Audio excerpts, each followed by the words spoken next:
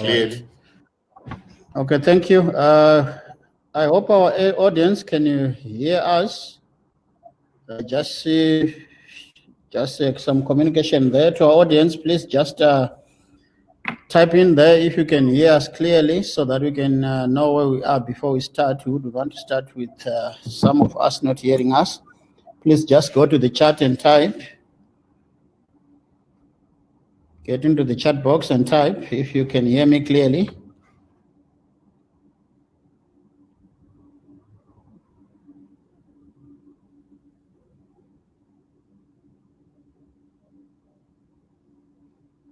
Thank you. Looks like we're in order. The audience can hear us loud and clear. So once again, I would like to welcome you and good morning to everyone listening. I'm just going to do some brief introductions. Myself, Dr. Chekan, my colleague there, and the organization ATI, the host organization of this webinar, would also be glad to know where you are listening from. Please just type in your city where you are listening from, so that we also be able to know the audience that is with us today. I'm happy to see some familiar names there, some good old faces from Kenya, Burundi, some names whom I know, and some faces whom I've seen. We welcome you. Good to see you all. I will not mention the names in case I will miss some good friends there. But you are all welcome. Please just tap in your seat again where you are listening from. All right, while we are there, I will just start a brief introduction. All right, myself, that's my full name, Privilege Garkai Madovi. Put SPG Madovi there. I'll be the presenter. And we have Dr. Chekani Ngwaira. I've already asked you, our audience, just to do some brief introductions. So myself, I'm the MD for ATI, and also in various tech areas of business management. In my qualifications, experience-wise, I've been in the industry at leadership level about 16 years now, with the highest qualification being a master's in business administration. Just in brief about me, I will hand over to Dr. Chekani just to introduce himself and greet the audience. Then thereafter, we'll continue from there. Okay, thank you very much. So I am Dr. Chekani Ngwaira. I am a doctor of business leadership. So you can see, I'm very passionate, about business leadership.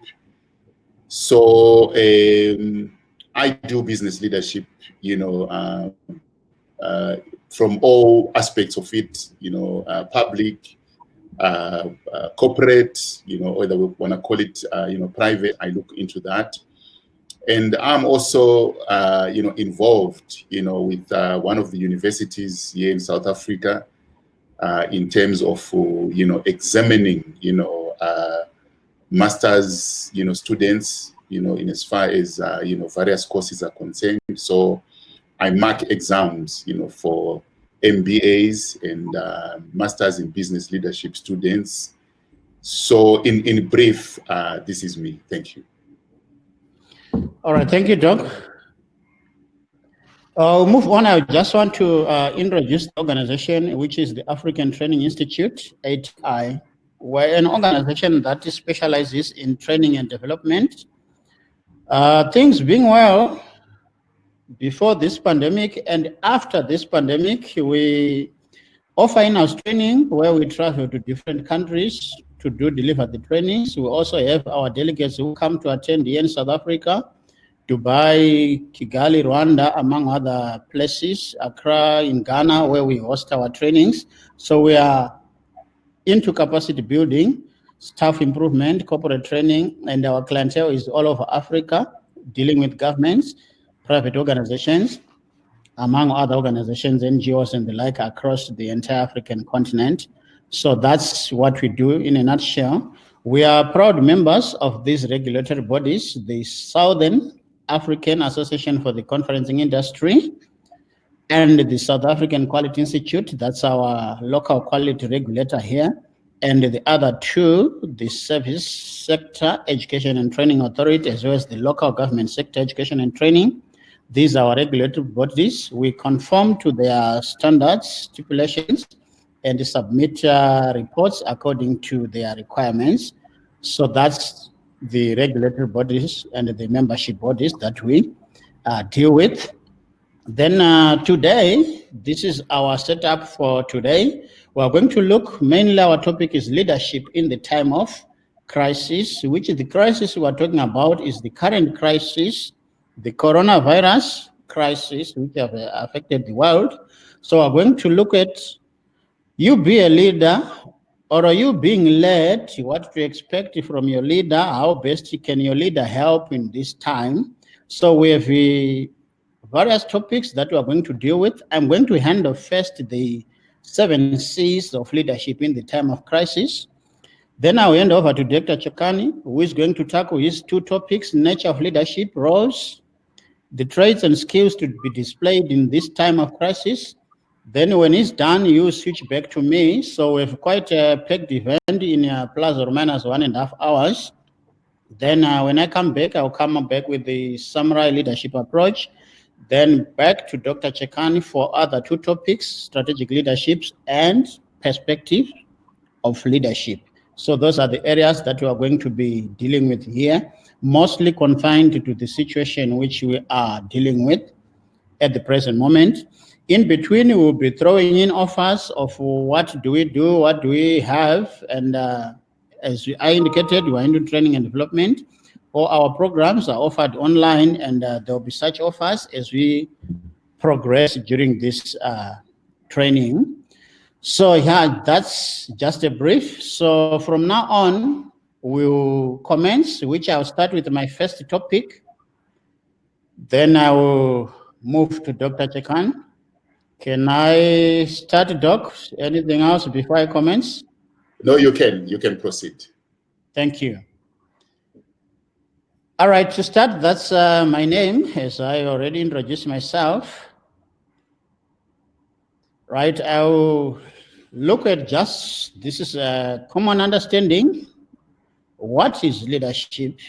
Simply put, a process whereby an individual influences, that's the key aspect is influence, that there should be a followership that follows willingly.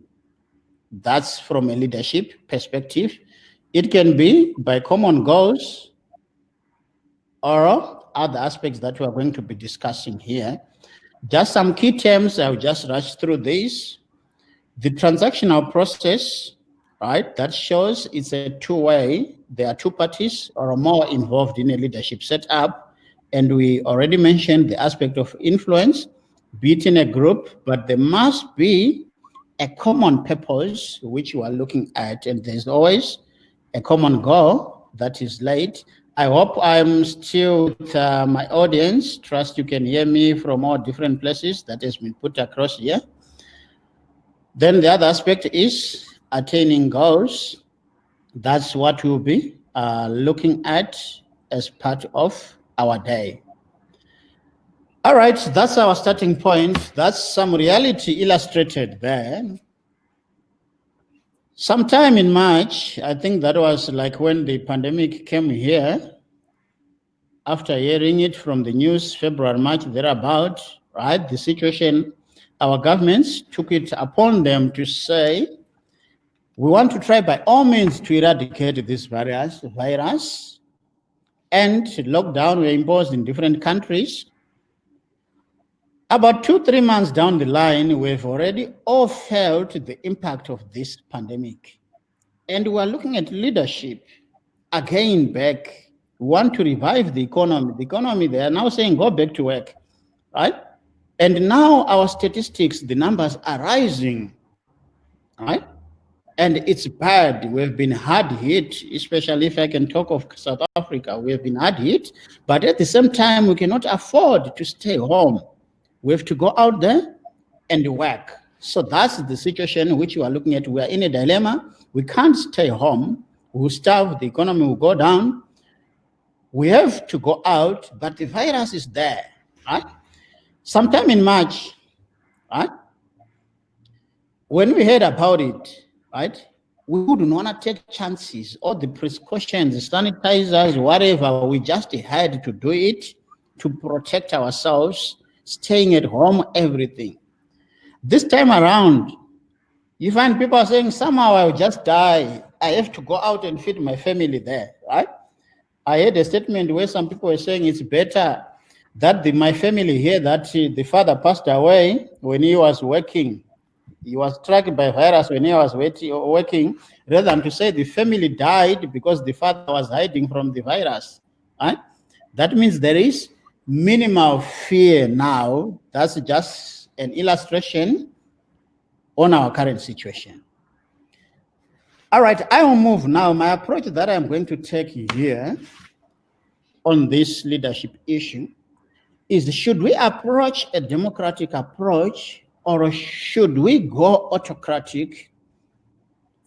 You be a leader, you being led, you be a corporate leader, you be a political leader from whichever sphere you may come from. I think in our audience, I saw a name of one of the professors from a university in Africa here who is a leader at an academic institution, right? So such people, from their perspective, what do you feel? Should we approach the autocratic to make sure that we come right as far as dealing with this virus is concerned, or we need to approach it slightly democratic? If I may pose a question there, I would like to invite the audience just to drop in your thoughts there. Which leadership strategy works best in the time of the COVID-19 pandemic? May I just engage you there? Please chat in there so that I may just see where most of the audience is inclined. I will repeat there, looking at the slide that you are looking at. I hope you can all see my slides. Which leadership strategy works best in the time of the COVID-19 pandemic? Please just drop some chats there. Should we go autocratic or democratic? I'm just waiting. I trust my chat is enabled.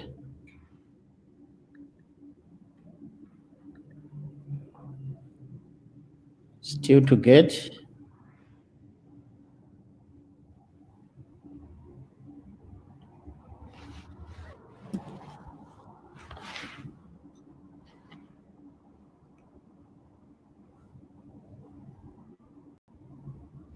Is it my network? Can you hear me? Okay. Yeah, we can. All right. I hope the I don't know which one. maybe they take time just to come through. But as they come in, okay, I've seen quite plenty now. All right, autocratic, democratic, autocratic. It's like mostly we must apply the autocratic. Okay, I have very few democratic and plenty of autocratic and a few that says, let's combine both. If I may just pick one statement that says, depends on the issue being handled at any given point of the crisis. Yes, the main issue here is the pandemic, the coronavirus pandemic, but this one says depend on what specific issue we're dealing with there. Okay, thank you all for all the responses that have come through here. Now let's move on.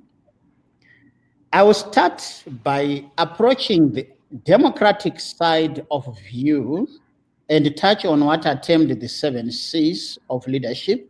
Then later on, after Dr. Chekani brings his presentation, I will come back with the autocratic. Then thereafter, we should be able to see that if you apply this democratic or this autocratic, do you think it's the best in this current time? So that's my first point, first topic, which is the 7 C's of leadership, right? In the time of the crisis that we are looking at, right? On the first aspect there, the leader must remain calm. No matter how heavy the storm is, the leader just has to be calm. Whenever we wake up in the morning, right? When this pandemic started, I would wake up in the lockdown, stay tuned to the e-news channel. I watch news, I hear the numbers, the statistics. Well, I'm no longer doing that now, but I believe there are some who still need to wake up and see. If you wake up and see the numbers, if doubled or whatever, it's a panic to say, so what's gonna happen, right? At my workplace, what's gonna happen? Maybe within the country, is another lockdown coming or whatever, right? We had our local premier announcing that the storm is upon us. Even when the president did his previous speech, he said the storm is upon us. But while he recognized the storm is upon us, he remained calm, right? So we are looking up to him as a leader. They are looking up to you as a leader in whichever spectrum you are, right? Whenever something happens out there, it comes to hit on everyone, but when it hits on everyone, we look up to the leader. You be a family leader, be a father, be a mother, be an MD, be a CEO, be a governor, at whichever level you are. We had a recent case here, somewhere, I think on the 8th of July, there was an announcement that graves have been dug to bury people, about 1.5 million. And there was public outcry, like, we are going to die now. What are we going to do? You see.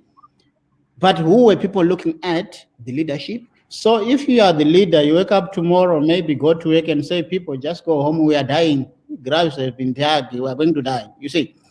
Somehow, everyone comes crying to you. The way it was put across was like, the storm is upon us, the virus is coming. Maybe it's like someone saw the virus coming like a swarm of bees, or the locusts that we saw in East Africa recently, that they are coming, we are going to die, right?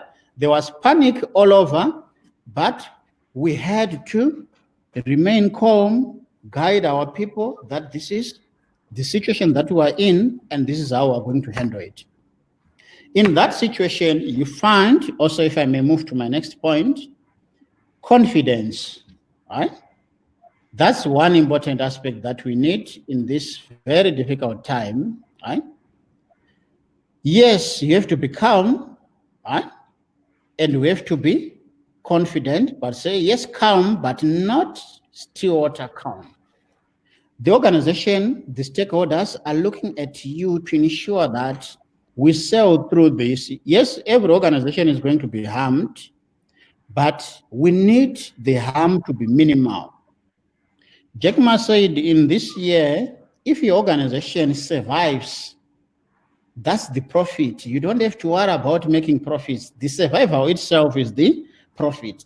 So are you confident enough that you can see through the organizations, the stakeholders? Employees are much worried about losing their jobs, while the shareholders are more concerned about also their equity, everything. So it takes the leader to hold and ensure that minimum harm is done there, right?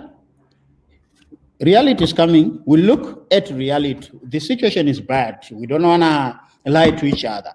But as bad as it is, does it mean that we are not going to survive with this? I say no. We are going to sail through, but with confidence. There is to those who follow some history, during the Nazi era, in the time of Hitler, there was an army general that was very notorious and very popular that you might have heard of, that at some point he was given an ultimatum, right, based on no crimes, that you better go through the court cases and face trial. I think you might have heard of Erwin Romeo, right? Or you drink cyanide, that's poison, right? After he was given that ultimatum, the Nazis started preparing for his funeral. Right? The guy was not dead. He was given an option that choose to be dragged through the courts or drink the cyanide. Right? But they chose to prepare for his funeral prior to that. Right? And he had to drink the cyanide. Right? He died. Right? Really, some people are already preparing a funeral to him. Is like, I'm just a dead man, you see. So we wouldn't want to go to that extent where we can sacrifice all the stakeholders just because they've seen we've lost the confidence. We're already preparing for funerals, right? We would want to remain confident that we are going to sell through this. Right, I'll move on to my third C, which is the communication. This is very important. I've seen, if you can take from the highest level of leadership, governments have done all strategies to ensure that people are educated, are informed about the coronavirus pandemic. Here we have a website, SA Coronavirus. We have the communication from radio, TV, billboards. We receive SMSs, a message from the government stating this, giving us all what can be done to ensure safety. The same applies in our organizations. Stakeholders, employees, all those are looking at us. What's next for us, considering now this is the situation? We've been sent to work from home. For how long are we going to be working from home? Won't I wake up with a letter in my inbox of the changes, right? They say as that it happens, it breeds some stories in the corridors, right? To avoid the grapevine, yeah, it's a form of communication that has impact in most cases, even more than the official communication. And most of the time, you always find that there is always some truth in grapevine. But if communication is clearly done and regularly communicated, where are we as far as the situation is concerned? Yes, business is low. We are not making any money. What's in for the employees? What the strategies that are coming up for the organizations? That becomes very crucial and very important, right? We have to be told what's in for us, but as individuals, well, we communicate even to each other at other levels. One of our old men, President Museveni from Uganda, there said the time of coronavirus is like the time of war. You cannot be told that stay home because there are bullets that are raging out there. He said during the time of war, people run and hide in their houses, in the caves, whatever, all those, because we know we are in a very difficult situation, right? So that statement on its own, he did not say much based on that statement, but just by saying it's like time of war, it's like if there is no need to go out, stay home, only go when there's a need, because it's like time of war. There are bullets raging out there. So anyway, communication is very important, is key as far as this is concerned. All right, I will move on to collaboration. I always say to my team, I'm not a dead knows everything, right? And I believe there is no man who knows everything as far as leadership, business, whatever is concerned. Maybe unless you are like Donald Trump, the guy says he knows everything. Maybe if you are like him, you may know everything, but as far as reality is concerned, we don't know everything. I always brag to my learned colleagues there, like Dr. Chekani there. He's a doctor, a PhD holder. I always brag to them that, can you hear me? Yes. Okay, thank you. Sorry once again for that. Okay, so I was on a collaboration. I trust the audience can hear me. Can you hear me? Please just type in there if you can hear me.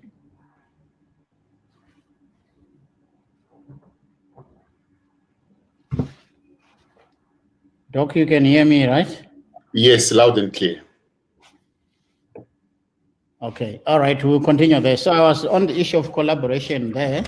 We have seen organizations, governments, all those collaborating because, as I indicated, even from the health fraternity on their own, right? Here we've even had the Cuban doctors who came to assist. That's all part of collaboration. No leader knows best. No leader can do anything on his own. As I said, I always say I'm not a dead knows everything. We need each other to sail through during this time. So all the leaders have to also engage other leaders from different various sectors to be able to sail through in this difficult time. All right, I'll move on to the next, which is combustion. Yes, you are expected to be compassionate. As I indicated, you can see the perspective that I'm coming from is more of a reluctant leadership, which is more of a democratic, right? You find your subordinates are not as resilient and strong as you are. They'll be banking on you for the strength, right? Men who need a shoulder to lean on, right? They would want to hear from you. What can we do? Things are difficult financially, health-wise, all those. There is the virus that has scared everyone. So we have to feel for each other during this difficult time. So we need to be compassionate to each other. It's time not to be difficult. Excuse me. I believe I'm healthy. All right, so it's a time to be compassionate to each other in a noble, decent way. I will go to my last C, which is cash, right? Well, yeah, sure, I know it doesn't grow on trees, and we don't have it during these difficult times, but it's one thing that can make us sail through difficult times. In a general basic financial savings, we're encouraged to keep something even after spending at school, put something aside. We're given like those small containers where we would throw in our coins, right? Our parents would say that's for the time of crisis, which is the time of difficulty. That's not an easy one in today's world because needs are ever skyrocketing. Saving is very difficult. But from a corporate perspective, we'll be expecting a leader to be dynamic. One thing you can do, what costs need to be cut now, right? Most organizations have engaged their landlords to find out how best can we minimize our costs. That way we are saving some cash. What can we do? All the strategies that can be done, negotiate with insurance companies, suppliers, all those to ensure that we're in a position to have some cash at hand to help us to sail through. Hence, prudence is required at this stage. All right, so partly from me, ladies and gentlemen, that's a brief of my presentation. I will come back again where we should be able to answer the other part, that is it good, is it best to use the autocratic or the democratic? So I've done part of the presentation, which is mainly based on the democratic. I will revert back now with a autocratic approach later in due course. In the meantime, I will hand over to my colleague, Dr. Chekani Ngoira, to take over on two of his topics. Over to you, Doc. Thank you very much. Let me go on.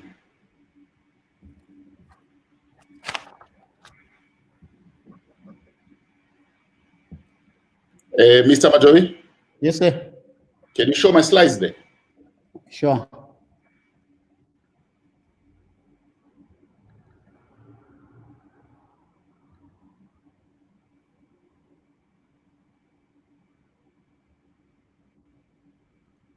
Okay, thanks.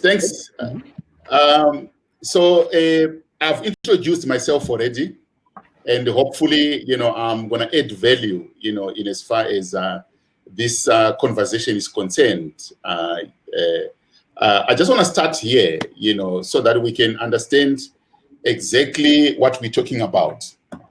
So we are saying during a crisis, effective leadership is not only important, it is crucial.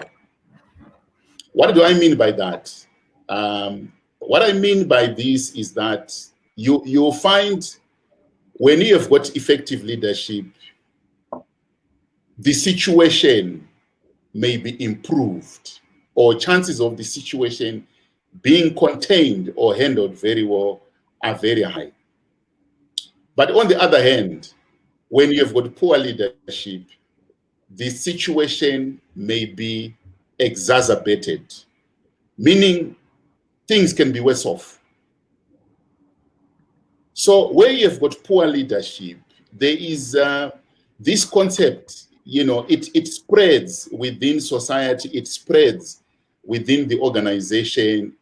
Actually, I would like to normally use the word metastasize, just like what cancer does, when it spreads throughout the body.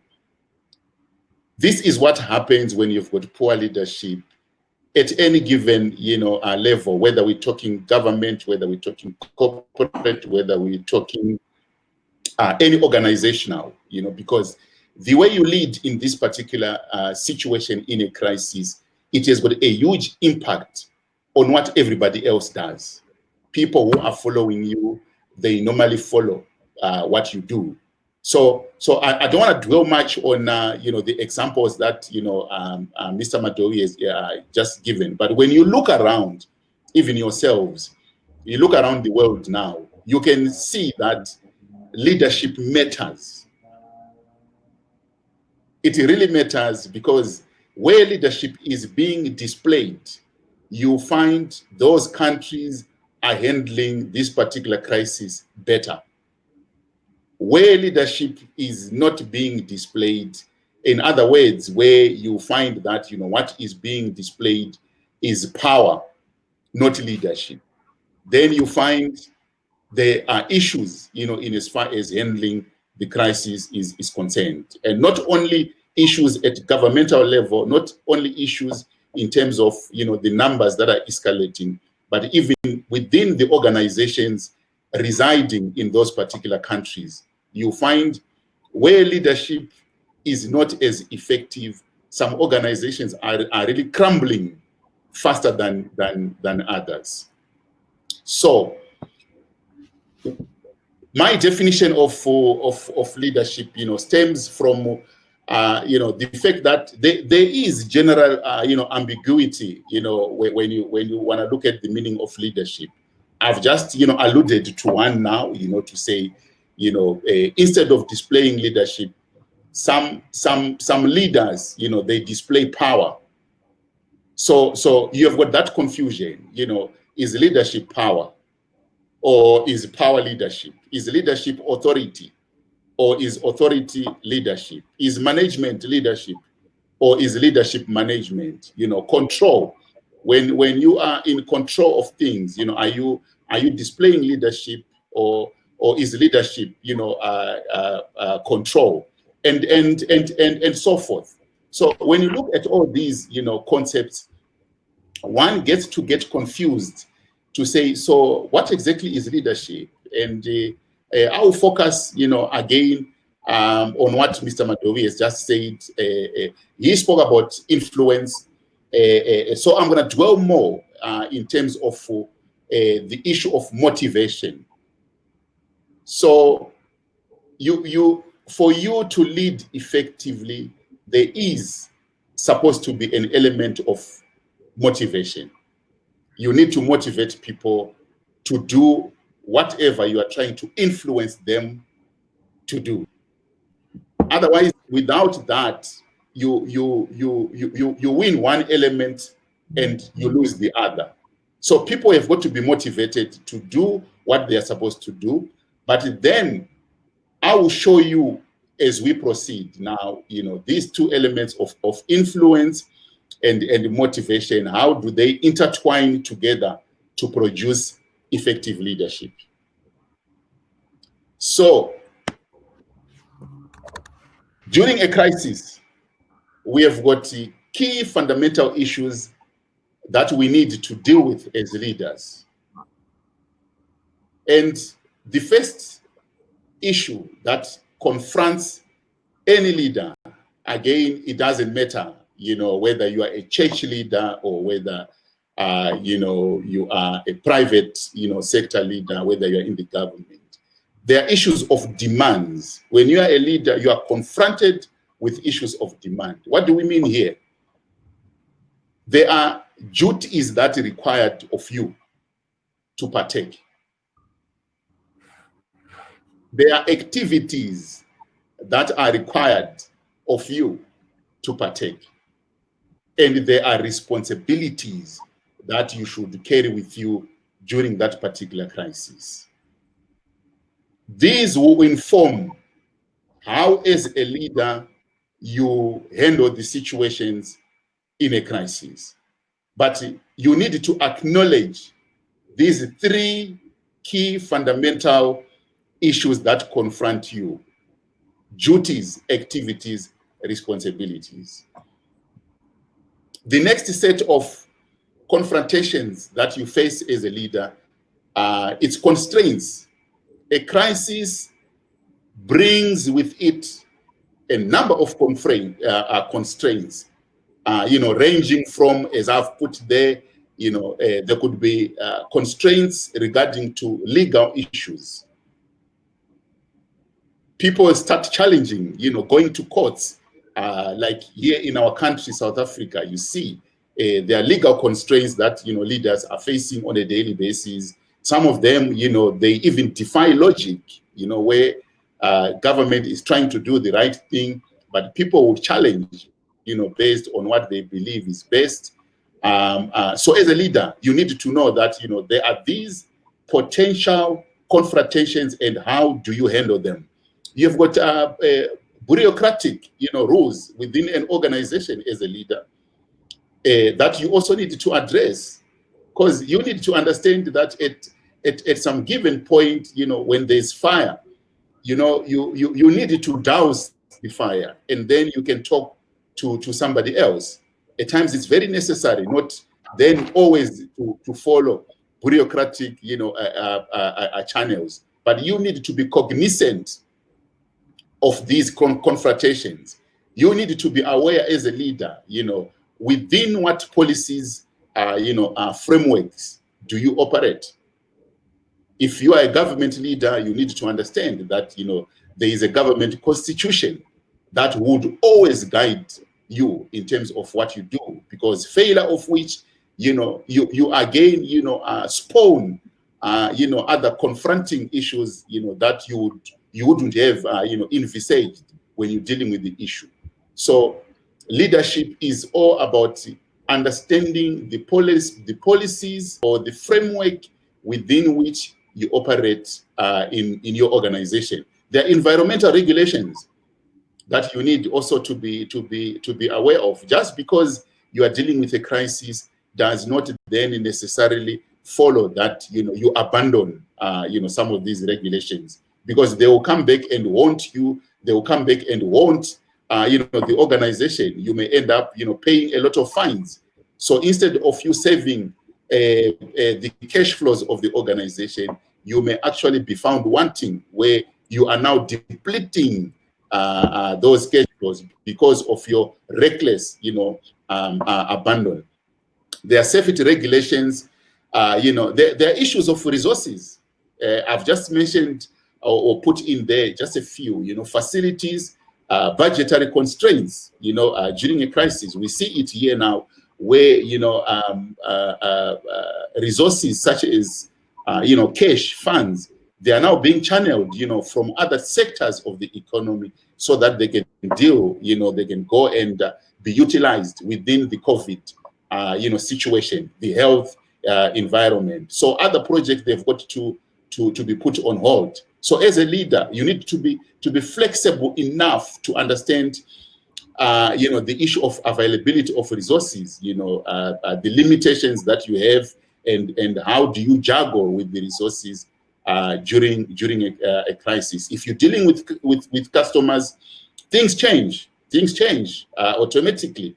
Where you used to have physical contact with clients, things may change. Like during the crisis, we have seen it now, where the mode has become digital or electronic. So that becomes the preference of your clients. Whether you're in government, is the same thing. So you need again to be flexible enough, or to be quick on the mark, or to be agile enough to move on and move with how the customers or the society, if you're government, The society is your clients. What is their mode of operandi? Then the last issue that confronts you as a leader, it's about choice. You are faced with a variety of choices, and you have to make the right choices during a crisis, because if you don't make the right choice, like I said previously, you find that you exacerbate the problem. And your duty as a leader is not to exacerbate, is to ensure that the problem is handled firmly, it improves, it becomes better, and you can raise your hand to say, I am a leader. So what are the choices that confronts you as a leader? Activities to do, but may not be required to do under normal circumstances. Because it's a crisis, the activities that you do now may require you to move out of the office, to go and talk to people. It's not your daily activity, but now you're faced with this choice, so that you can be part and parcel of the public out there. You don't ask the people, to go to the supermarkets, and yet yourself you don't display that you've got a willingness to partake in that particular activities. You've got a choice regarding opportunities to determine what to do and how to do it. It is a choice that confronts you, and you need to ensure that you follow the right choice, the right opportunity. Priorities attached to different objectives. It's a choice. You've got objectives now that are facing you as a leader. So which one do you prioritize? Do you prioritize, like in this particular case, is your priority about saving lives, or is your priority about saving livelihoods? So is it better that people die and have cash in their pocket, or is it better that people don't have cash in their pocket, but they survive? It's a priority issue. And as a leader, people are watching to see, so where are you inclined? Are you more into the money aspect than the to save people lives? Or I'll share with you, I'll give you examples as we proceed. Aspects of work for a leader to get personally involved. In a crisis, it's no longer at arm's length approach. It's not at arm's length approach. This is why you see some of the leaders now, they themselves, they are contracting the virus because they are exposed, on a daily basis. They are going out to inspect facilities. They are going out, to talk to, various organizational leaders, and so forth. And as a result, they end up, being exposed. But it is a choice that you need to make, sacrifice, so that people can see that, you are really leading them from the front. How to influence people to implement the agendas. It is a choice that you take. How do you influence them? Are you going to use a carrot? Are you going to dangle a carrot in front of them? Are you going to, show them, the end result of their actions that they take? Do you show them, do you do that via the vision, of what you're trying to achieve? So you are confronted with these many choices, and you have to take the best choice. How do you know that this is the best choice that you are taking? The issue that confronts a lot of leaders is when you go to sleep and you know you have taken the right choice, you sleep very well. As long as you can go to sleep and knowing that the choice that I've taken was the right choice, it means you have taken the right choice. But when you go to sleep and you turn, throughout the night, thinking about that particular choice, then why are you doubting it? It may not have been the right choice. So this is critical in terms of crisis, because you don't have time in most of the cases to reverse a decision that you've undertaken. because already it may have resulted in a number of deaths. It may have resulted in a number of people being off late. It may have resulted in strikes, people taking up the law into their hands. So let me move on now to, as a result of those three fundamental issues that confront leadership, what do you need to have as a leader? You need to have traits and skills to exhibit. So skills, we know what we mean by skills, but let me just explain when we are talking about traits, what do we mean? These are distinguishing qualities or characteristics of a leader. It is a characteristics. It's something that is inherent in you. You need to exhibit some traits that when people look at you, they can see that, oh yeah, here we are being led by an effective leader. Or alternatively, they may conclude that this is poor leadership. And what are those traits and skills that we're talking about? So the first one is energy level and stress tolerance. There is stress at the moment because you find leaders are spending, the whole day in meetings, trying to, come up with the best way forward. Even in organizations, it is happening when people are looking at their numbers. I've got a friend of mine who's in the insurance, industry, one of the big insurance companies in South Africa, and he is talking about billions that have been lost already. That brings stress to you as a leader.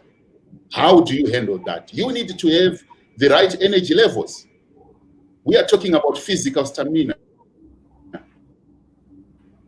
The physicality of it. People think, if you are a leader, then you should always office. Then you use an elevator or a lift to go to your office, and by the end of the day, you don't have the physical stamina. You cannot get 8 hours in a meeting. But within a crisis, you have got no choice.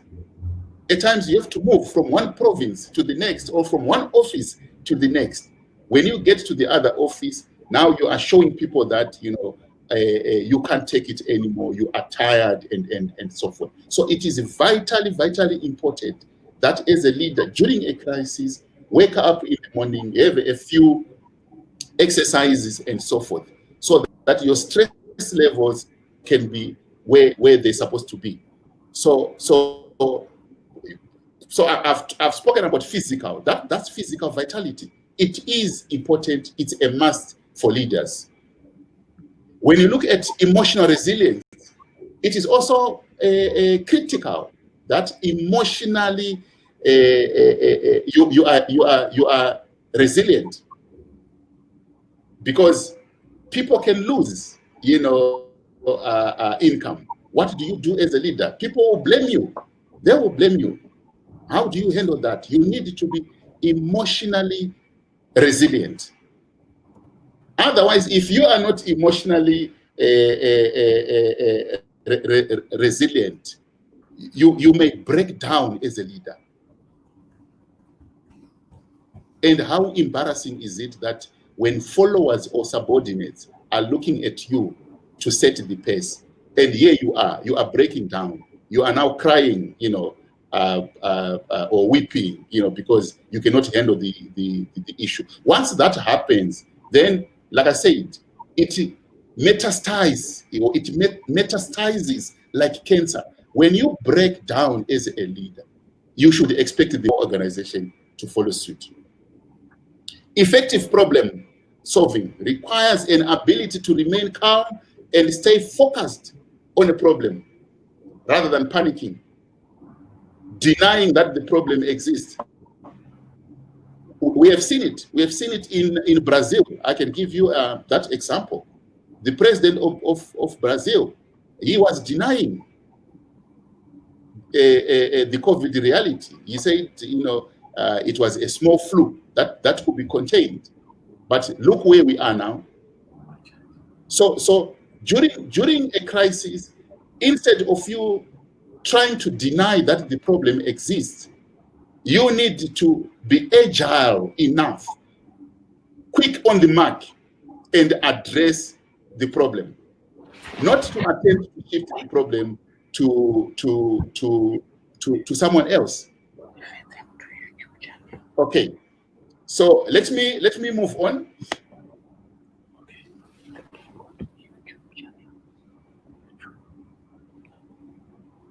We know that during a crisis, you are faced with adverse situations. So your reputation is at stake. Your reputation, whichever way you look at it, your reputation is at stake.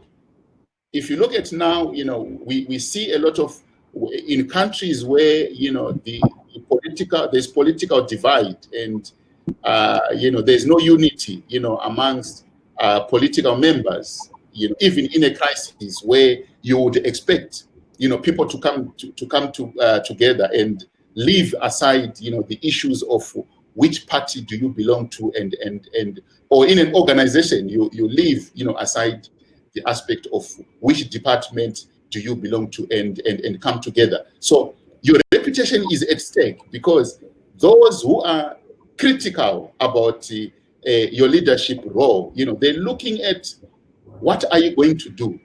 So it is important for you to have the right energy levels and stress tolerance, because that is a gap that can be then, exploited by those who are, against your leadership, or even your subordinates, or your followers, or society in general. So energy levels and stress tolerance is a must for a leader to have during a crisis.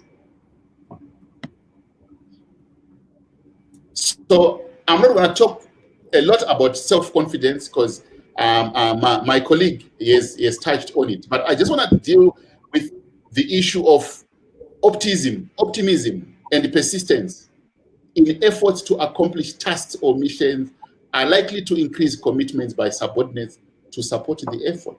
So you cannot approach a crisis and you are showing doubts that whichever method you are implementing may not work.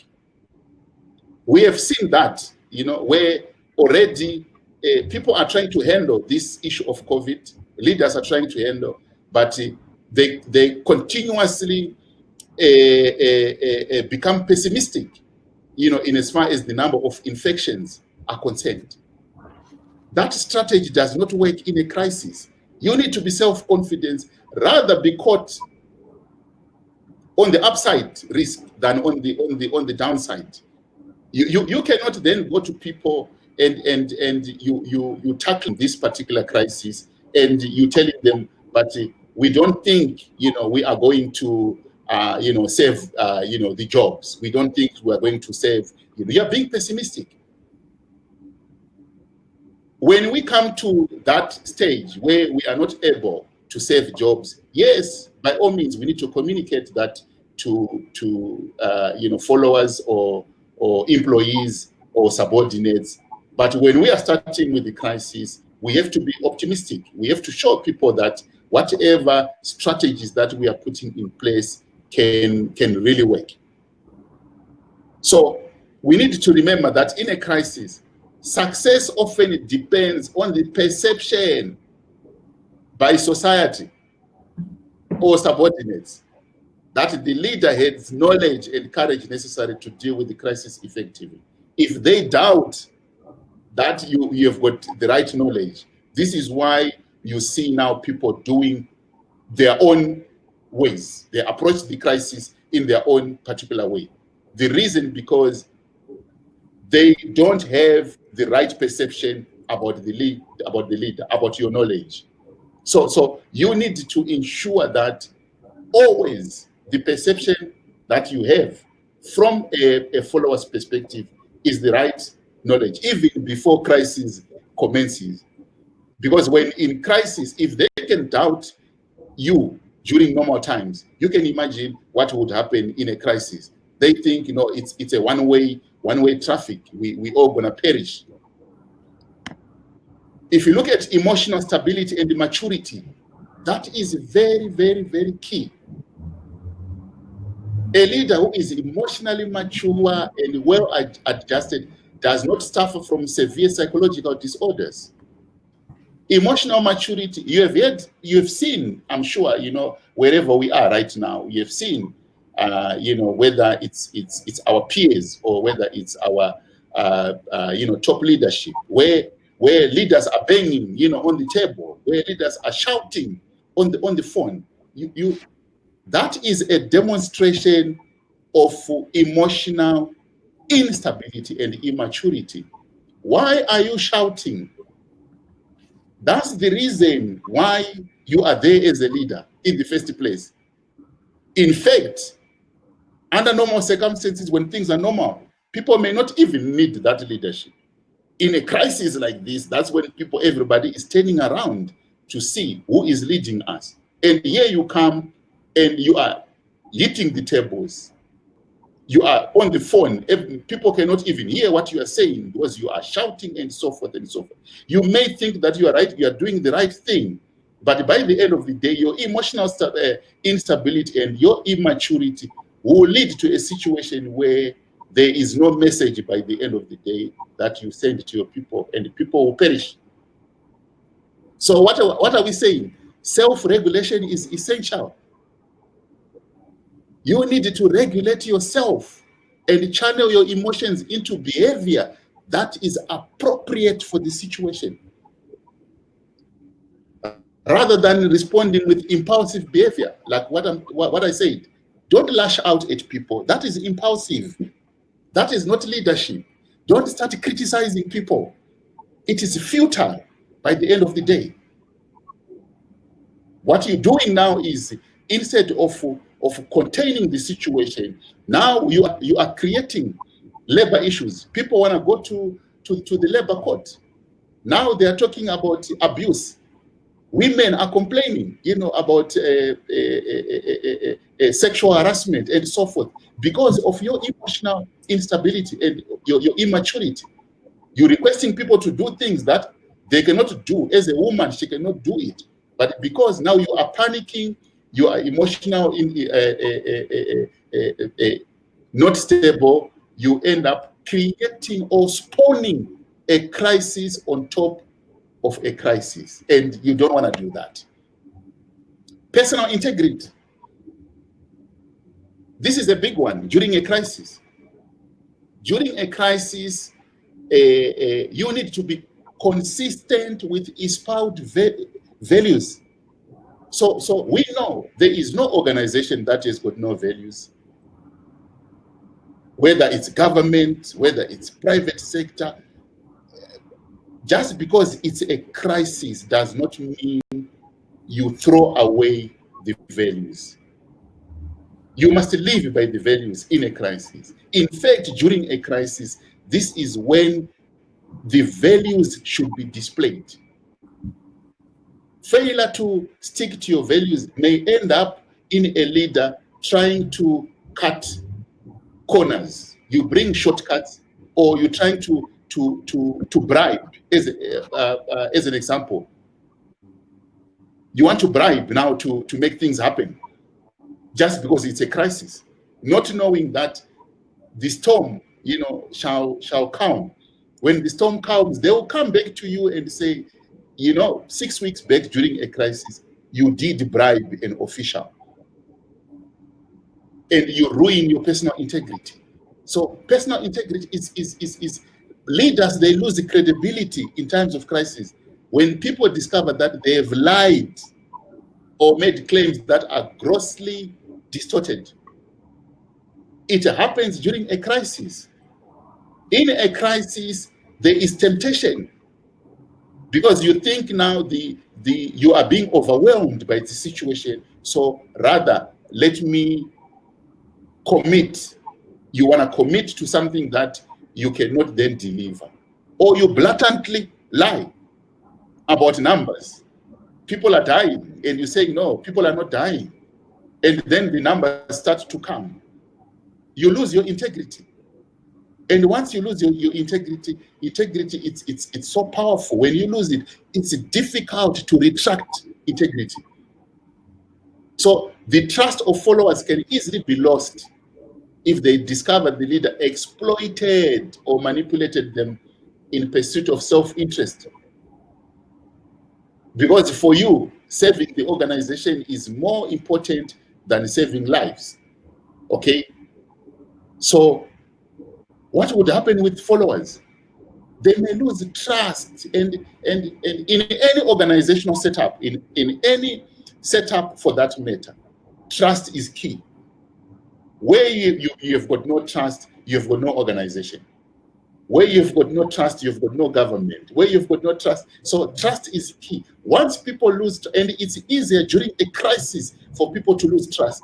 So even if when the storm, settles, you will remain with a big issue in terms of your integrity, and you may not be able to take that organization forward. So I'm going to deal with this one quickly. The nature of leadership role during a crisis. So one thing that is critical during a crisis is decision making. Making decisions without hesitation in an unstructured situation. Remember, it's a crisis. There's no structure now. But you still have to make decisions. Are you going to allow people to travel in a taxi 100% full? Or you are saying, no, the transport should be 50% full? You have to make that decision quickly as possible. So making decisions without hesitation in an unstructured situation, authorizing minor and major deviations from established procedures to meet new or unusual situations. This is key.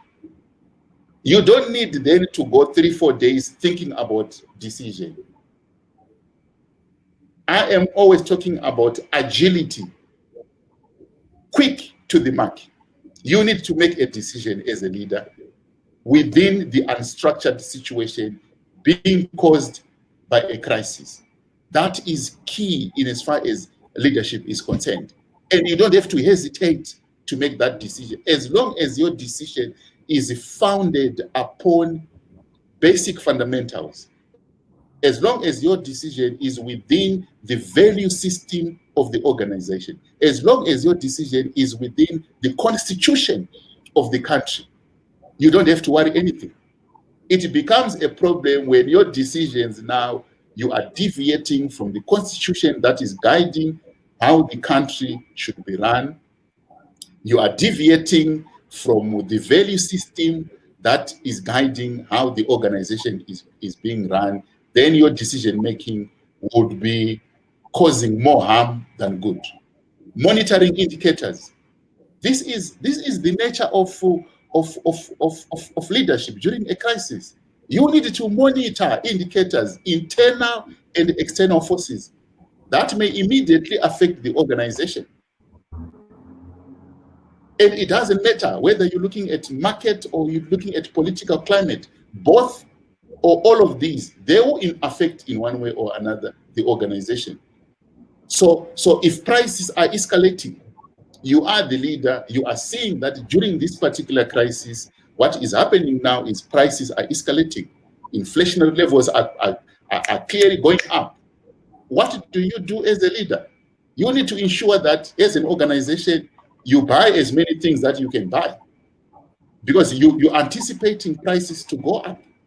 You need to make sure, as a leader, that you fix exchange rates. When you are anticipating, your exchange rate to be devalued, that is the nature of leadership, because during a crisis, an exchange rate can lose value, or a currency can lose value quickly. How do you handle that? You need to monitor the indicators as a leader, both external or internal. It's your duty. You cannot expect the public.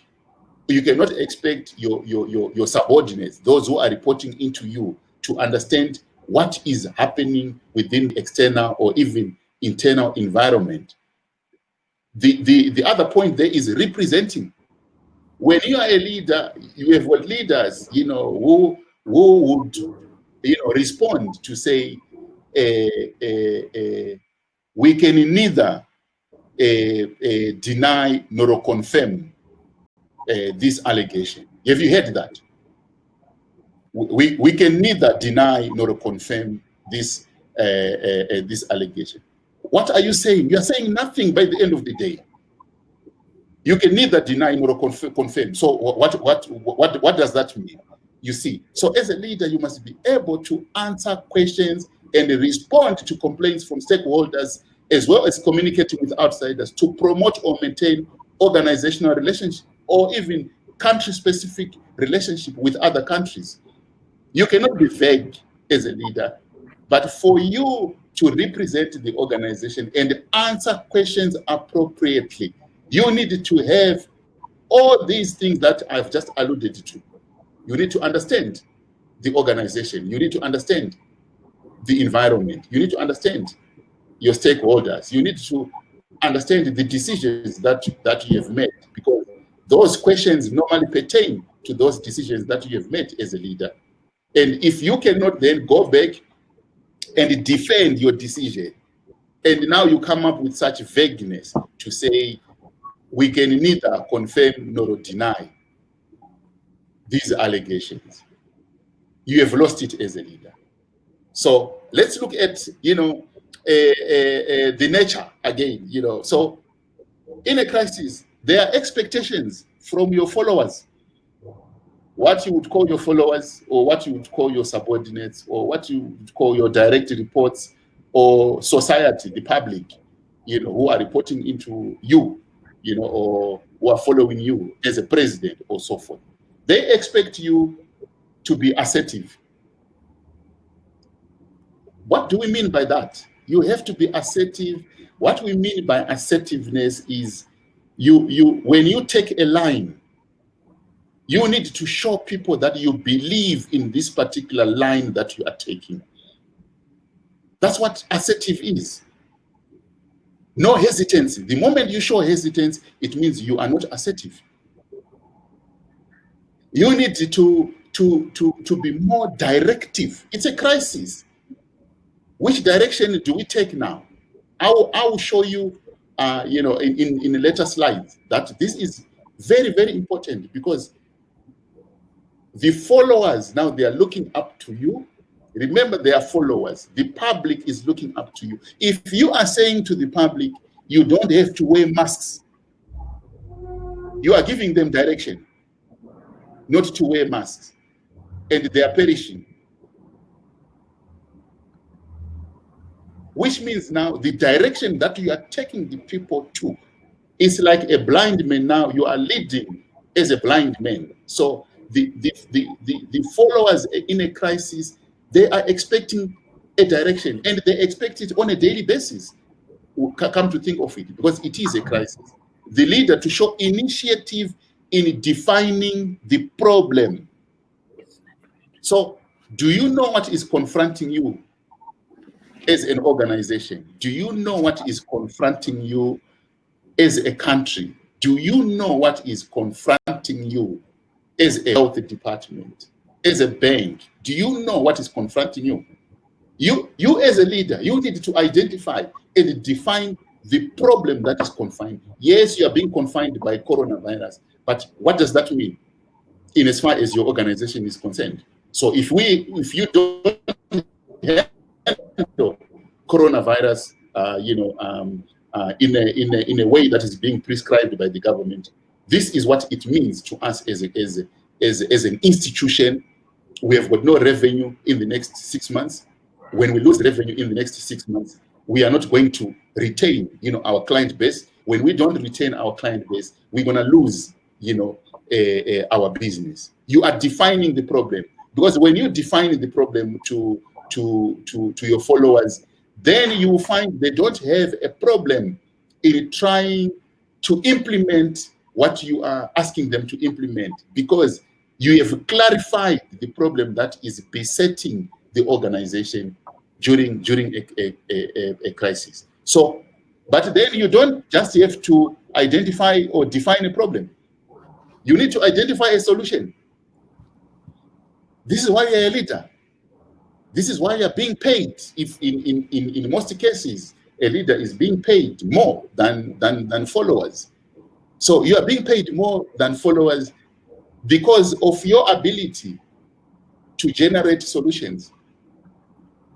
You cannot just go to people and say, hey, this is the problem that we are having now. So what do we do? What do we do? What do we do?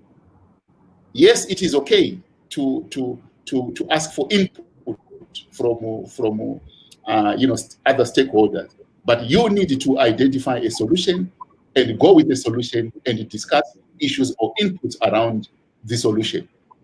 Leaders to keep followers informed about events. This is key. In some businesses, they call it keep me in the loop or keep your followers in the loop. It's a crisis. There is uncertainty. There is panic. People don't know what they are facing tomorrow. They don't know whether their jobs are secured. They don't know whether the employment will continue. They don't know whether they are going to operate at full capacity. They've got all these questions. There is anxiety, let me put it that way, during a crisis. So a leader that does not keep its people in the loop is poor leadership. People cannot start to take guesses about the numbers. We have seen it in other countries.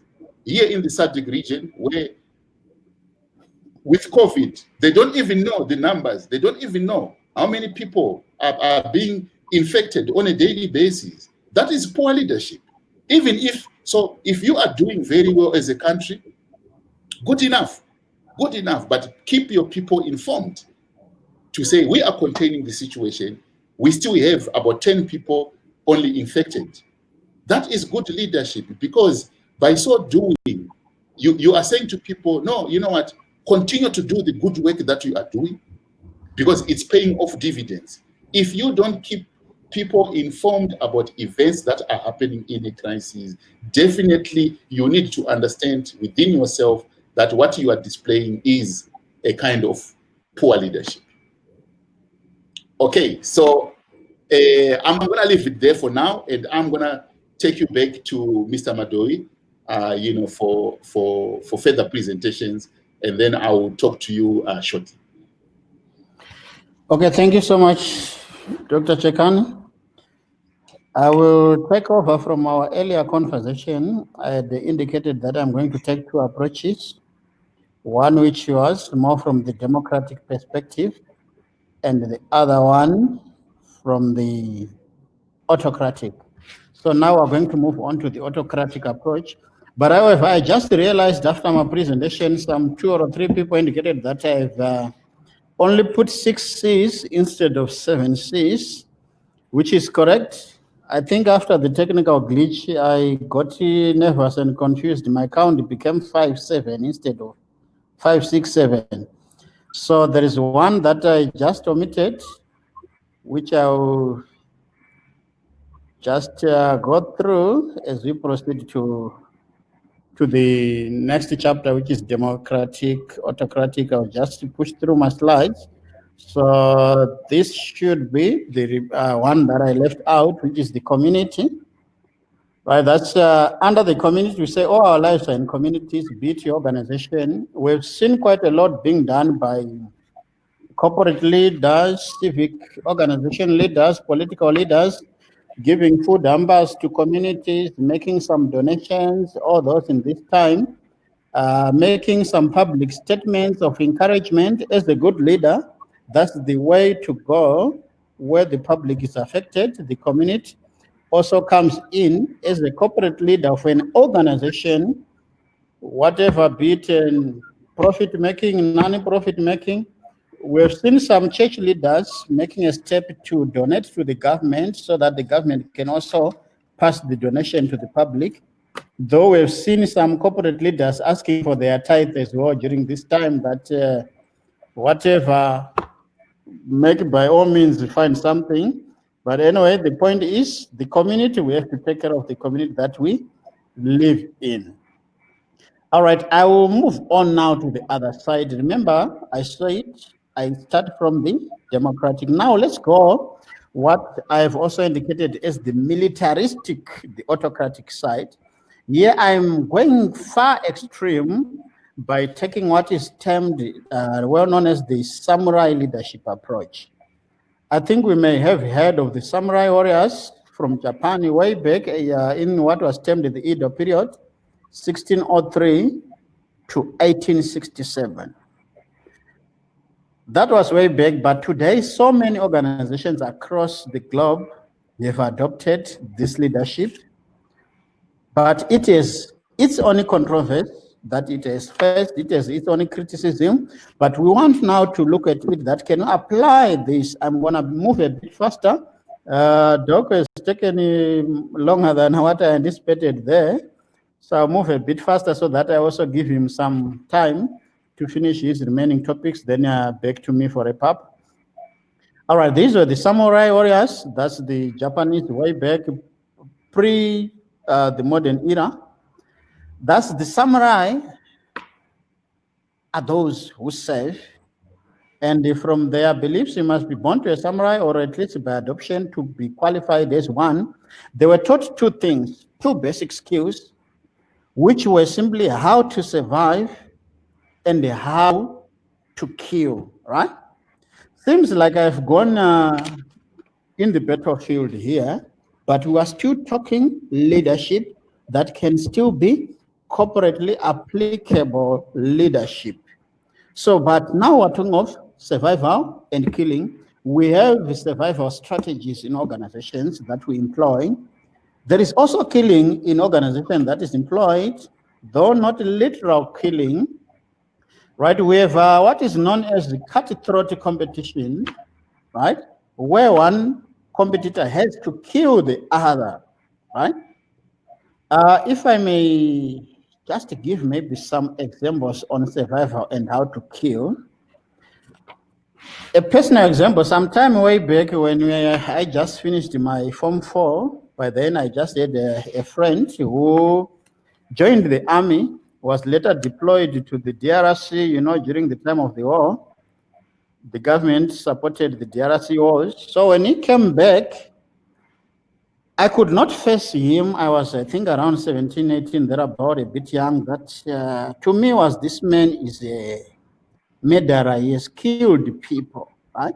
So when he came home looking for me, I would make sure that I tried by all means to make myself unavailable until one day we just came head on, face to face. He tried to be so friendly as he used to be, but to me, he was a different person. But eventually I had to gather my courage. I became brave and asked him, hey, tell me, did you kill someone in DRC there? You see, he laughed and he said, if I had not killed, I wouldn't be here, right? My perception was this guy is a murderer, but no, he was a warrior, not a murderer. The two are different, right? So that's the perspective here is he had to survive, but how did he survive? Through killing, right? At some point in my country, we had the millers, which was known as the Grain Marketing Board, and the private millers, that was the government miller, and we had the private millers as well. So it happened that the private millers managed to supply their produce at quite low cost as compared to what the government was doing. So the government just saw that we were being driven out of business by the private millers here. What can we do? They approached the farmers, gave them loans, farming implements, and put a condition that you sell your produce back to us. Eventually, no one was selling to the private millers. They killed them. That was what was called cutthroat competition, right? These are leadership styles that works, that can make an organization survive, right? But you see how militaristic it is, right? Yes, we impose. It happened. I think some known and heard in the Philippines there. Violation of lockdown rules. Whoever was seen in the street, the president gave a directive that the police, if you see anyone loitering out, they shoot, kill. Right? That's an autocratic type of leadership. Right? Well, maybe that helped to minimize the number of cases rather than where we're saying, people, please stay home. Them, they'll say, go out, meet your bullet there, right? That's the militaristic, autocratic leadership. All right, I will move on. They had their values, just like any organization has its own values, our integrity, compassion, loyalty, whatever. The samurai had their values as well: loyalty, courage, compassion, and honor. These are values that are also found in some of our corporate entities, right? Their honor was more important than their beliefs, right? Whoever lost his honor was expected to kill himself in the ritual of seppuku or harakiri, right? It's something being practiced, right? Take note here, we're not talking of the literal killing. Yes, it's a war leadership strategy, but as I indicated, it's being used in modern day business. By saying someone lost honor, we have had so many cases whereby people call for resignation of the leader. He has failed. People take it to the streets. They are saying you have lost your honor. Kill yourself, right? That's by resignation. So what would that leader do? Step up, call for public conference, whatever, right? Press conference, people come, the media come, then he announce his or her resignation during that period. It had to be like more of a public hearing where he announced in public, right? Though not many would admit failure, but that would be a noble thing to do, right? So in this crisis, right, we're looking at it from a leadership perspective, yes, to say maybe someone has failed, like what Dr. Chekan was talking of, someone being so pessimistic and has failed to handle the crisis. Yes, that person has to leave the leadership reins. All right, let's see more. Some lessons that we draw from them. These were their lessons. Are they applicable to our current pandemic? Defeat is not an option. Our president announced at some point that we have made so many mistakes because this thing is new. We have never dealt with it before, right? But he said, we shall defeat it, right? That's being so positive, that we shall defeat it, believes that we will sail through, and victory begins from within. It links with the confidence which is spoke from the democratic perspective, right? They would say prior to going to war, the samurai would chant, do their rituals, chant their slogans, everything.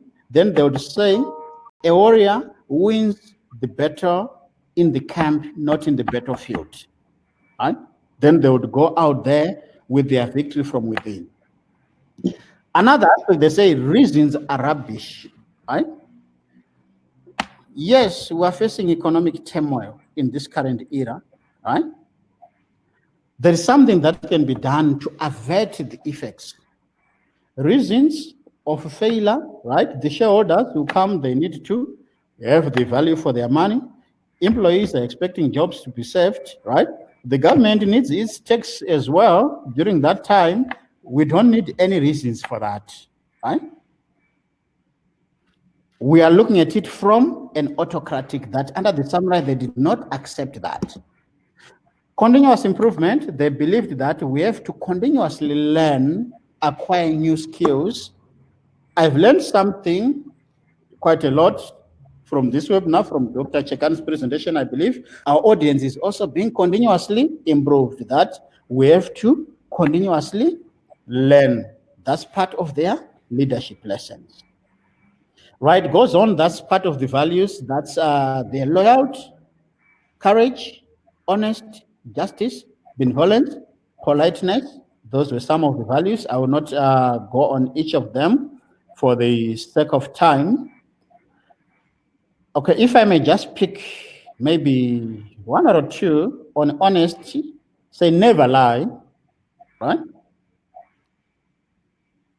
Is there someone who have not lied to his leader or to his subordinates, right?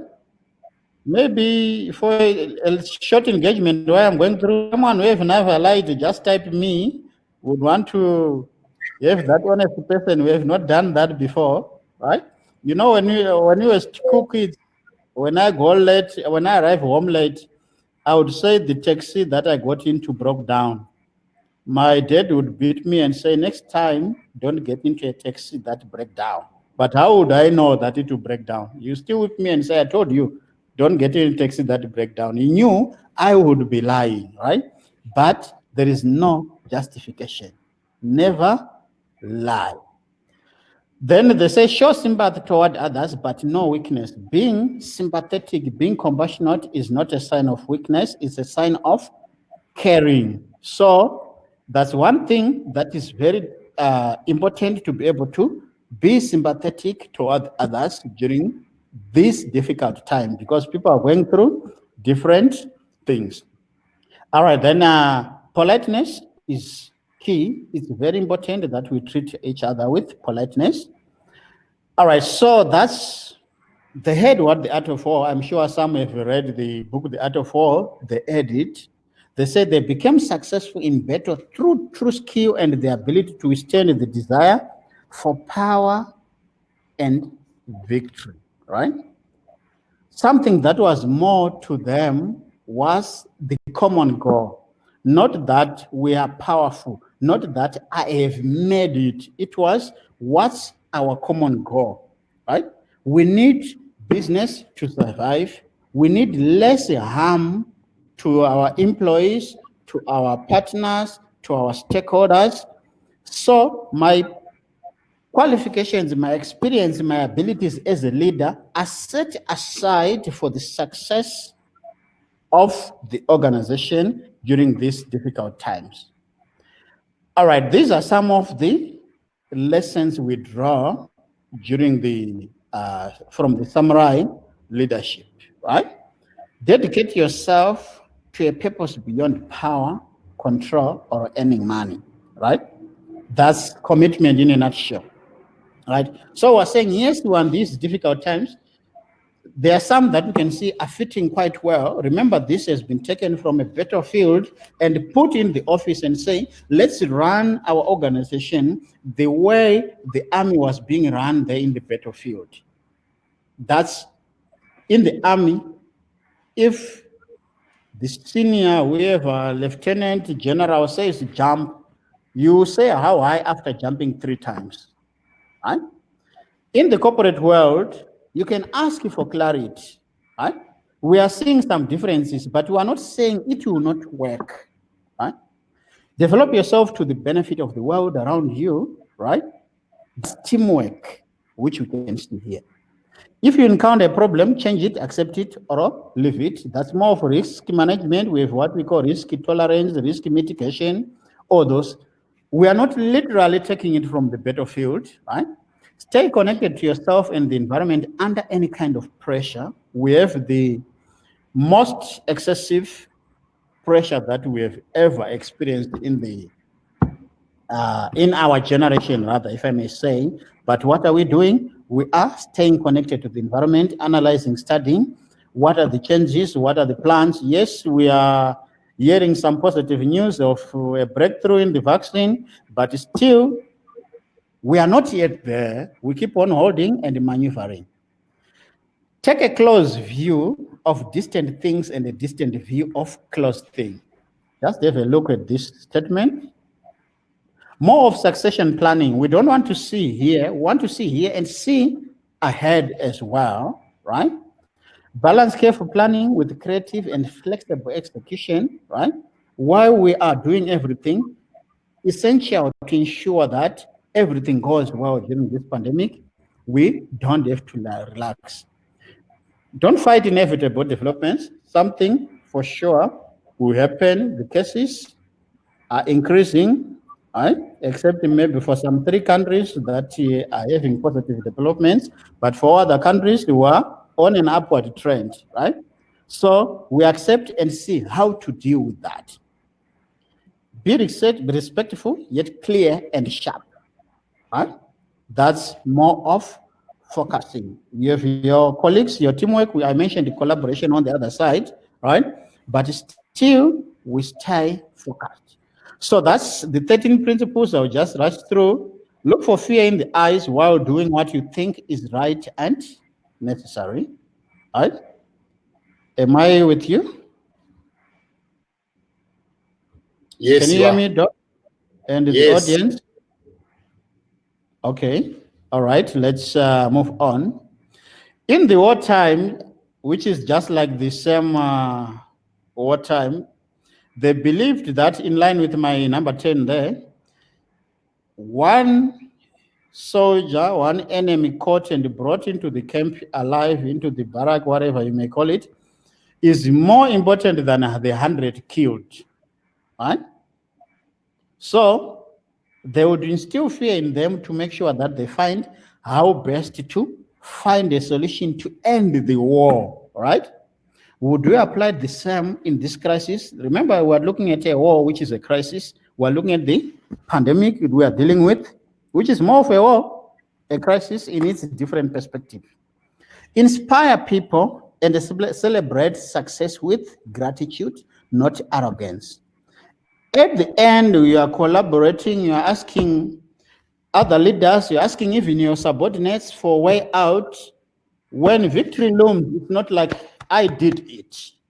We did it together as a team.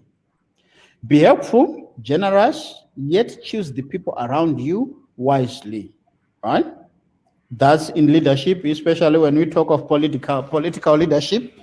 You have to choose people around wisely. Then take care of yourself and those around you. They say, do unto others as you would want them to do unto you. So caring for each other, be sympathetic, the compassion we spoke about. So you see, these are the warriors who became so victorious, who are documented to an extent that they've been adopted, their leadership style has been adopted and is being used in several organizations, including some of the Fortune 100 companies have adopted the samurai leadership approach, right? Now, in this crisis, should we apply the one I mentioned earlier on, right? Should we take it in the casual, democratic, consultative type of leadership? Which one is the best leadership that we can apply in times like this, right? So as I close, I bring back my question again. Comparing the 7 C's from a democratic perspective and the samurai leadership approach, which one can work best? If you can just type in our chat box here, then we wrap up there. Which one would you say is the best in times like this? Which leadership approach would you go for in such a crisis? The democratic or autocratic?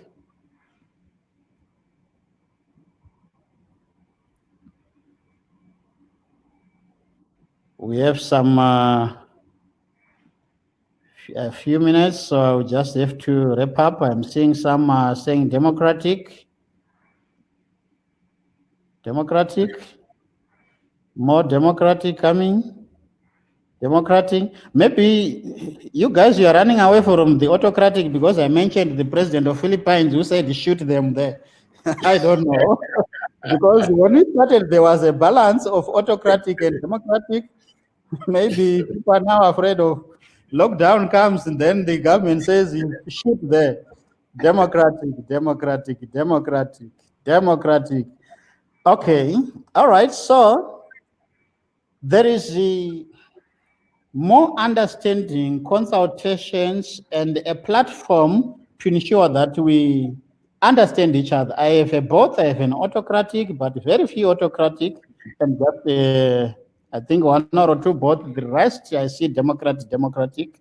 All right. In times like this, remember we're dealing with something new that we have never faced in our generation. And we said no one knows everything. That's why you find the bodies that have been formed for this. In South Africa, here we are having input from the, what do we call it, NCID. We have the National Command Council, Coronavirus Command Council. We have the Parliament. All those are consulting and coming up with a democratic platform. The unions are being there, playing a part. So it's a situation in which we cannot employ the autocratic. Someone there says balance the two. Okay, most welcome there. But it seems more of a democratic approach is the best in times like this. Okay, now I will hand over to Dr. Chikan. He has 12 minutes to finish the remaining aspects. Then give me some 2 minutes to wrap up. Back to you, Doc. You have your 12 minutes, so please watch your time. Thank you. Can you put my slides back? Okay, just a moment.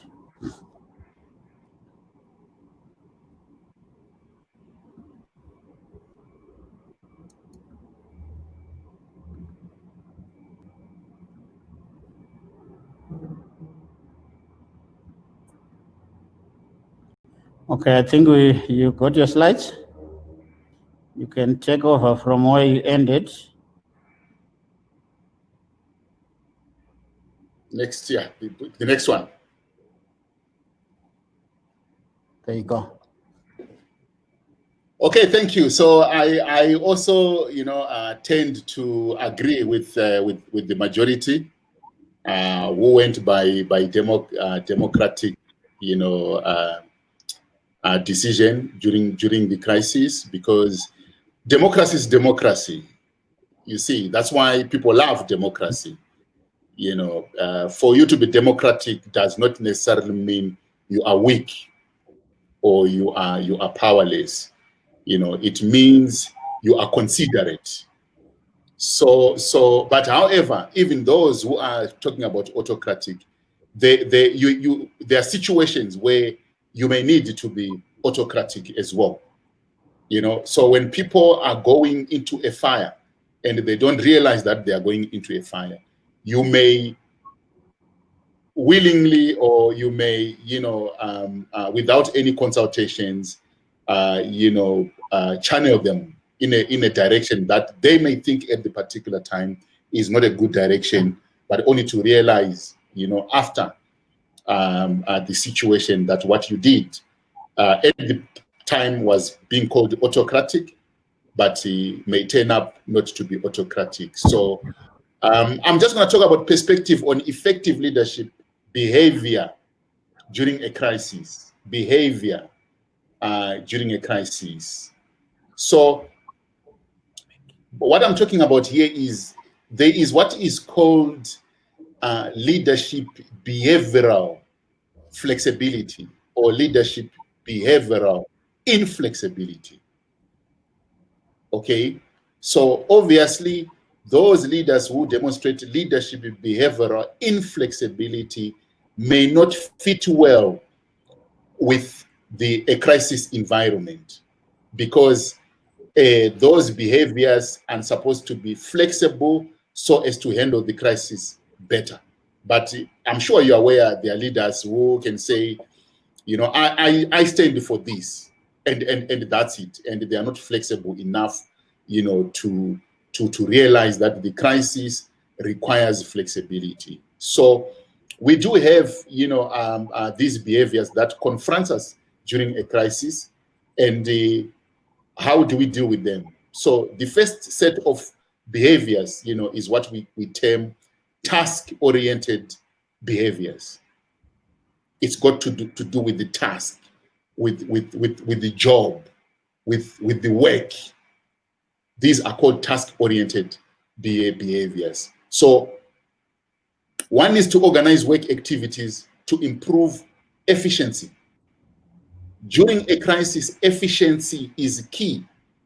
When we are talking efficiency, guys, we are talking things like, your cost to income, your revenue to expenses. That's what we refer as efficiency. And that is more important in a crisis than at any other given point. You need to assign work to groups or individuals according to core competencies. There is no trial and error in a crisis. You cannot say, let's see if this one can do it. You can do that under normal business or under normal economic or under normal political environment. But within a crisis, you have to stick to core competencies if you want to defeat the crisis. You have to clarify what results are expected for a particular task. If you cannot measure it, don't do it. If it cannot be measured, it mustn't be done. Otherwise, you waste resources, you waste manpower, you waste hours, you waste facilities, you waste, by the end of the day, you cannot measure it. So you need to clarify results that are expected and measure those results to see whether there was any efficiency or effectiveness in as far as whatever was to be done. Explain rules, policies, and standard operating procedures. You cannot afford to take it for granted in a crisis that people know what they're expected to do. This is why we have seen, within this particular crisis that we are facing at the moment, you have seen even the World Health Organization, engaging the world on a weekly basis and so forth, explaining the rules, explaining the policies, explaining standard operating procedures, even improving on what they would have explained the previous week about the virus itself, depending on new information that is coming. So as a leader, this is what is called a task-oriented behavior. You must resolve immediate problems that would disrupt the work. Within a crisis, no procrastination is tolerated.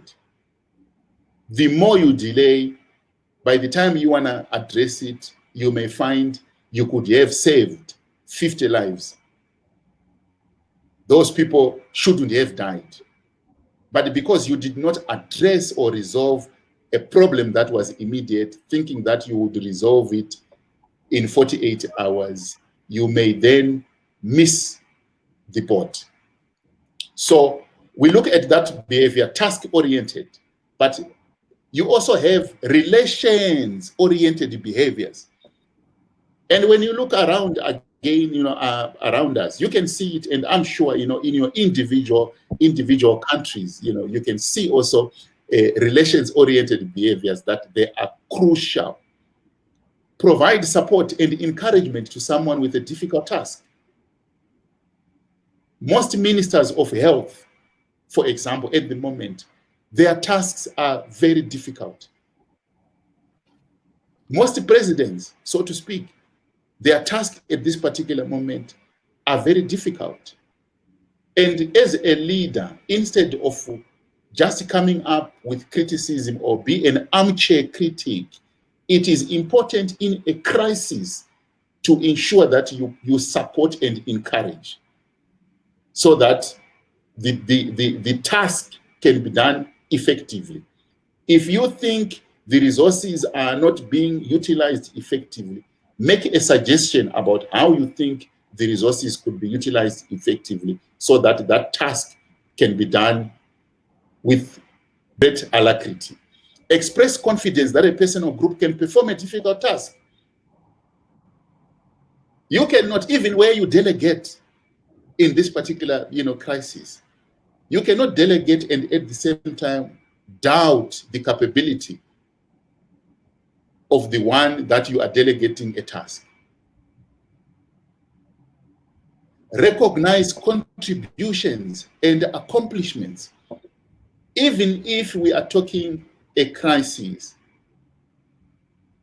when a human being achieves something during a crisis, it still needs to be recognized. It still needs to be rewarded.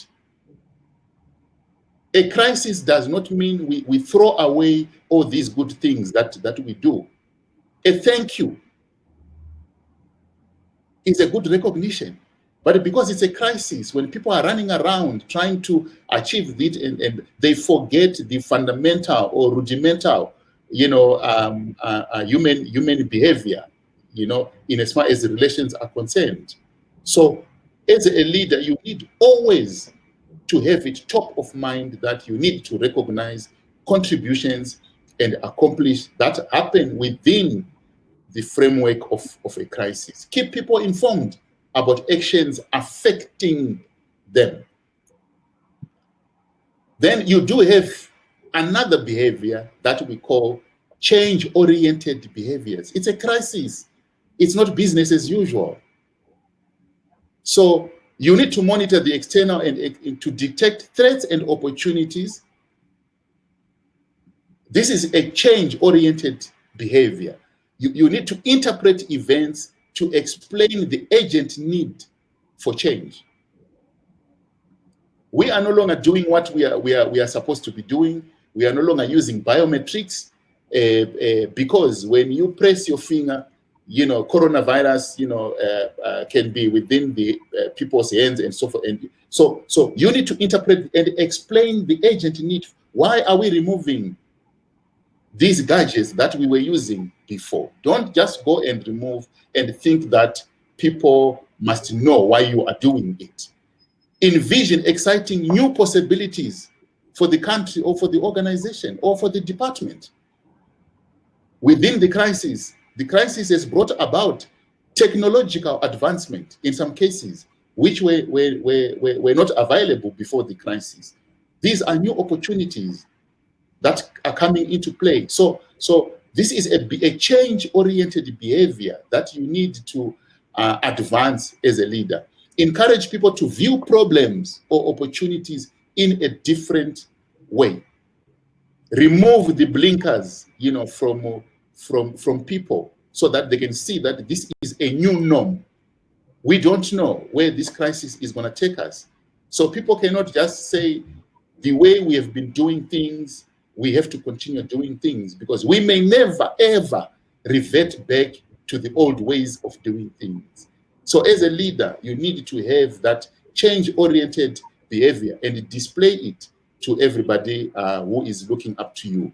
Announce and celebrate progress in implementing change. Announce and celebrate progress in implementing change, because within a crisis, the change that you are probably coming up with is to the best of everybody else. Unlike for people just wait and move on and perish, So when there's a change that is supposed to, save them or improve their well-being, it must be announced. It mustn't be a secret. This is a change-oriented behavior. Influence outsiders to support change. Doc, is up. Okay. I see you left with some few slides, but unfortunately our time is up. Okay, no problem. Okay, may I just ask you to just touch a bit on a strategic for a minute or so, because that was one of your slides. Just about a minute. Fantastic. Okay, so in as far as strategic leadership is concerned, ladies and gentlemen, there is what we call adaptation. So what is adaptation? Is enhanced by the leader's accurate interpretation of information about the environment spawned by the crisis. And we have seen it. I don't have to elaborate on that. We have seen it where the interpretation of the coronavirus, where it has been drastic. I've given you the example of Brazil already, to say that was bad adaptation. They did not adapt because they thought it was just a small flu. Okay, so that is strategic leadership. Now adaptation is strategic leadership. There is cost leadership. So when you look at every country right now, they are battling with cost issues. There is no money to deal with the virus. So even if in organizational, we are saying Leadership should adjust to the use of people and resources to carry out essential operations in a way that minimizes cost and avoids wasted effort and resources. That is strategic leadership. And lastly, I'm going to talk about process reliability. There is no room for error in a crisis. Or if there is room for error, it must be minimized, to a great extent. So what are we saying? I see you were so pegged. It's unfortunate we have run out of time.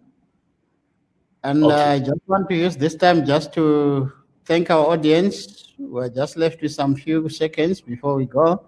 So ladies and gentlemen, thank you very much. We appreciate you coming to join the webinar. We greatly look forward to see you in our next upcoming webinars. Some have been typing in, asking for the slides and the stuff. Such information is available. Mark has sent the link to our web channel. So please have a look at that. You can always follow it. So thank you very much once again for being part of us. We appreciate you all.